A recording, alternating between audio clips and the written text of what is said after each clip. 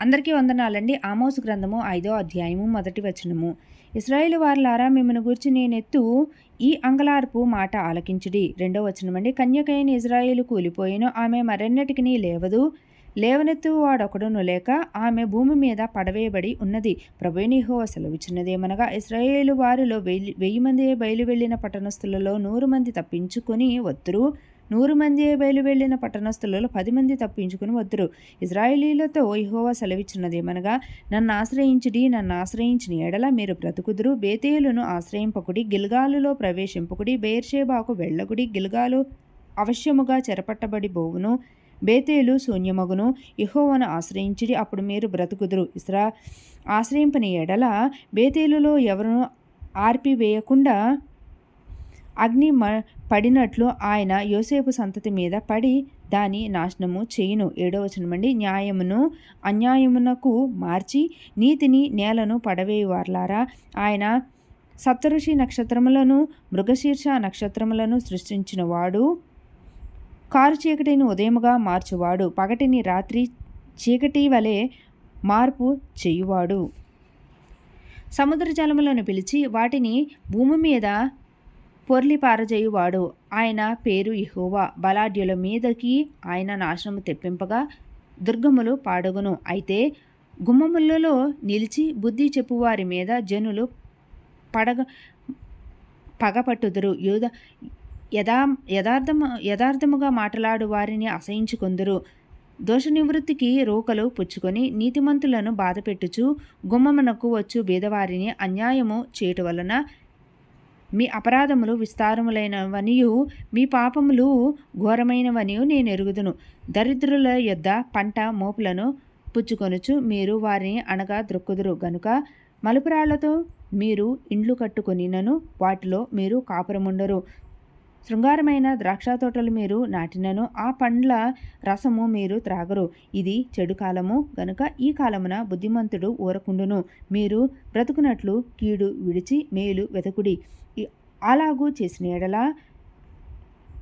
మీరు అనుకొను చొప్పున దేవుడు సైన్యములకు అధిపతినగు యెహోవా మీకు తోడుగా ఉండును. కీడును ద్వేషించి మేలును ప్రేమించుచు గుమ్మములో న్యాయము స్థిరపరచుడి. ఒకవేళ దేవుడును సైన్యములు అధిపతియగు యెహోవా యోసేపు సంతతిలో శేషించే వారి యందు కనికరించును.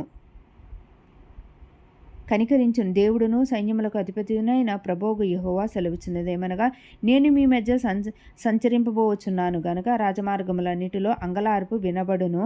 వీధులన్నిటిలో జనులు కూడి అయ్యో శ్రమ అందరూ అంగలార్చుటకు వారు చేతిగాండ్రను పిలుతురు. రోదనము చేయ నేర్పుగల వారిని అంగలార్చుటకు పిలిపింతురు.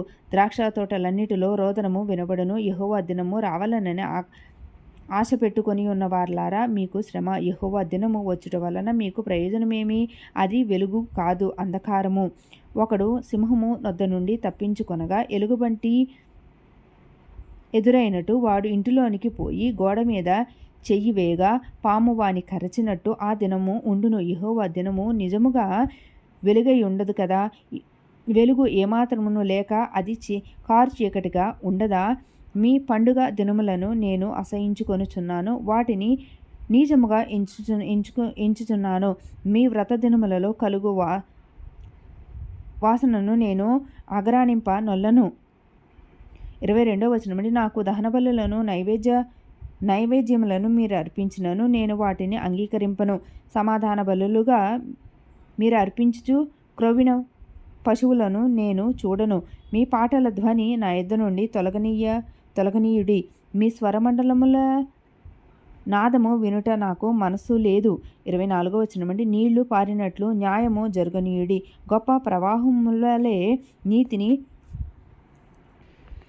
ప్రవహింపనీయుడి. 25వ వచనం. ఇశ్రాయేలు వారలారా, అరణ్యమందు 40 సంవత్సరములు మీరు బలులను నైవేద్యములను నాకు అర్పించితిరా.